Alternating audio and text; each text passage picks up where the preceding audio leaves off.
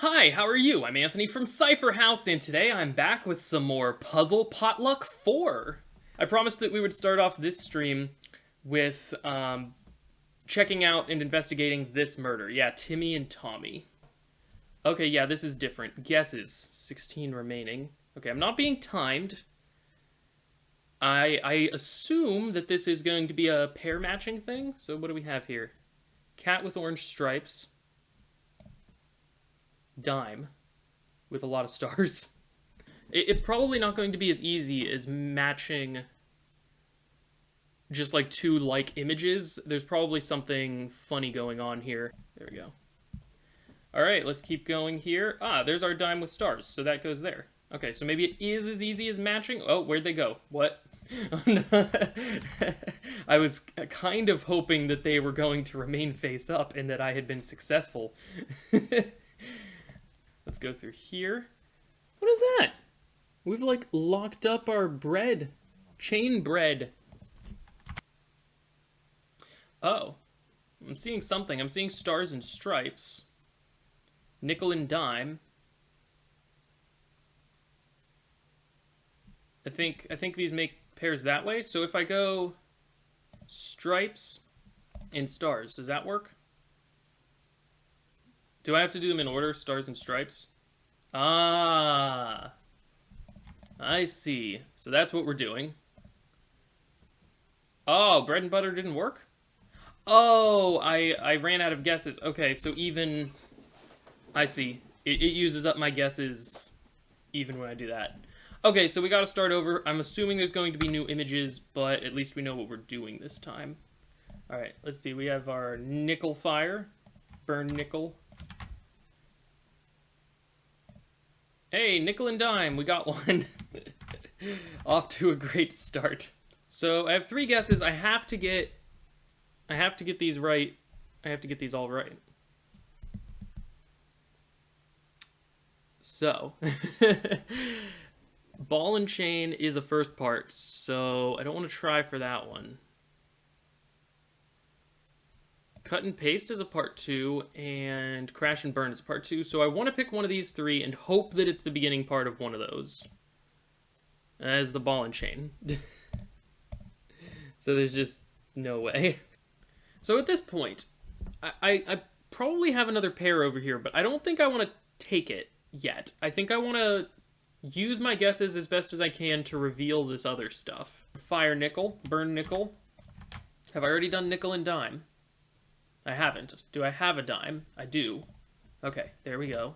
So black and white, ball, chain. Okay. So we did that. We successfully made our matches, and now we have this. Are we just indexing into them? Oh, never mind. These are still just the pairs, right? So this is crash and burn, bread and butter, cat and mouse. Okay, I see. So the second letter of crash is an R. Burn is another R. Okay, that's not good. Oh, unless... Is that good? So we have bread and butter. That gives us an E and a T. Well, that's weird. Meat? I'm reading down columns because across the rows didn't seem to make sense immediately. Do the columns, does this look different if I, it does look different if I spread it out? How different is it? I wonder. Maybe I just need to, maybe I need to put them in their chain again. Like I think they're out of their order here. And now the question is, where do we start? I think we need to find 2 pieces of evidence for the people that did this murder. We have table turn and agreement? Oh, so it's turntable and agreement, I think. Turntable is correct. Agreement is also correct, I think. Just, yeah. Able sisters, here we go.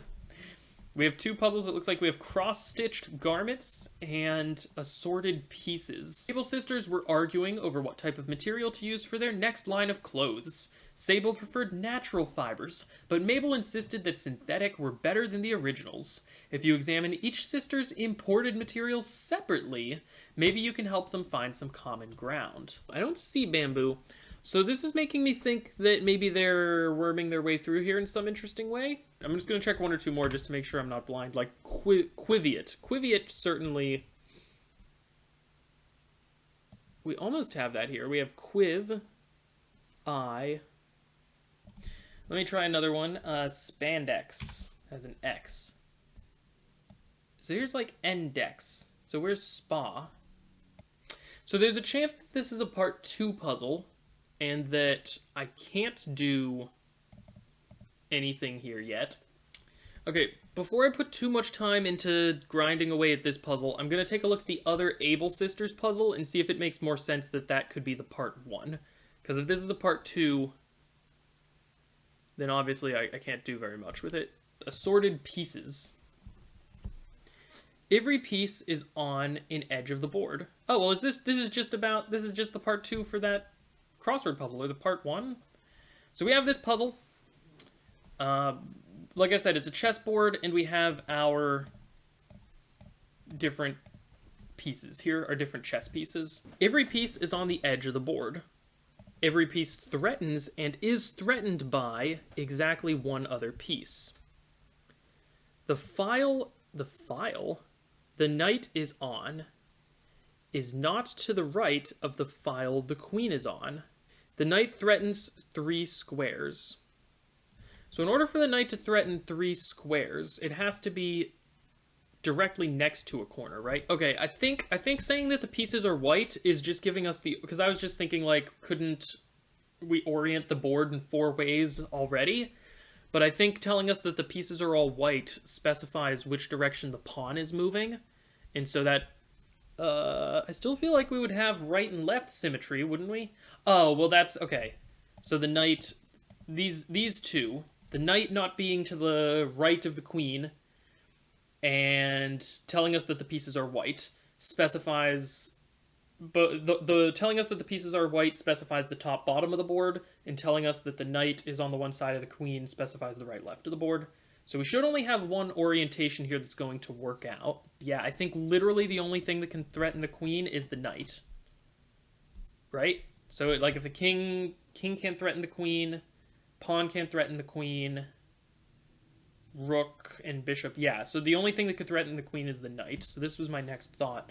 The file the knight is on is not to the right of the file the queen is on. So this doesn't work, because the knight would have to threaten the queen here. We could do knight here and queen here. The knight has to threaten the queen. We know that much is true.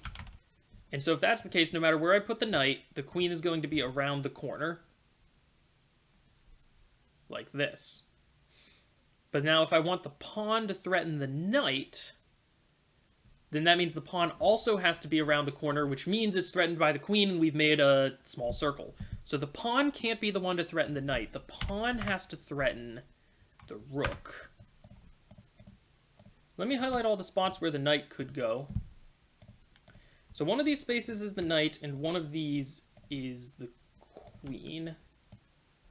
Do we know the knight's first move? Kind of. I mean, it's kind of given, yeah. Ah, so you're saying that I take information from the part 2 puzzle if we want to cheat. I don't think it's cheating. It's clever. It's clever using of information. But I think that this logic puzzle bit could be solved without it. But you are correct that that would rule out all but one place for the knight, and it's where I have the knight right now. I suspect it's solvable without it, but that is a very good observation, Merlin Mew, that the knight can only really go here, because presuming that we're taking the knight along these trails later, we know its first path goes down and to the left, and so that can't be on this yellow space, or this yellow space, or this yellow space. Alright. Alright, so what can we do from here? Rook going to... or pawn going to rook. Which corner do we think that's around? I'm going to try this pairing. I'm just going to see where this goes. That means that the rook threatens the knight, so we're scrunching these together again.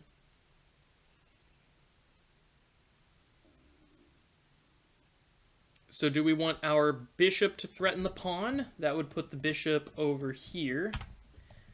And then we would need our king to threaten the bishop from here. Does that do it? The queen here only threatens the king. The king only threatens the bishop. The bishop only threatens the pawn. The pawn only threatens the rook, and the rook only threatens the knight, which only threatens the queen. I think we've done it. Okay, remember when you're on the trail, just take it one step at a time. Okay, so yeah, we know knight starts with... We actually know the first letters of all of these. We have C. Emperor is the king, which is R. Castle is the rook, so that's an S. Matriarch is the queen, so we get an O. Minion is the pawn, so we get a T. Oh, well, that's just got to be 2, right? That one's easy enough. Hope is the bishop, so we start with an S. Okay. So what about the matriarch, the queen? Can't be many options for that. I'm guessing it's or. Well, actually, we know bishop goes SH, so let's fill in SH. We know knight goes to the A. And then we do 2 more spaces, and then it has to do this. Rocky? Rocky? That sounds like a trail word. I'm going to try shuffle. I don't know if we're allowed to go over walls or not. Nobody has yet. I also don't know if we're allowed to reuse spaces. Alright, I'm going to try cards here. Shoal. Shoal is the only word I'm seeing. But is that a verb? To shoal? So we have shuffle, rocky, cards, or to shoal. But I think I see what you're saying. You're saying I need to put them in order of how they're threatened? That would make sense. To shuffle cards or rocky shoal. That sounds like a cryptic clue. Maybe it's just a double definition. Is deal another possible definition for rocky shoal? Riffle. Is it a riffle shuffle? That's probably it, isn't it? Hold on. Definitions of riffle. Yeah, in North American, according to this dictionary, in North American, a rocky or shallow part of a stream or river is called the riffle. Riffle is correct. That was a tough one.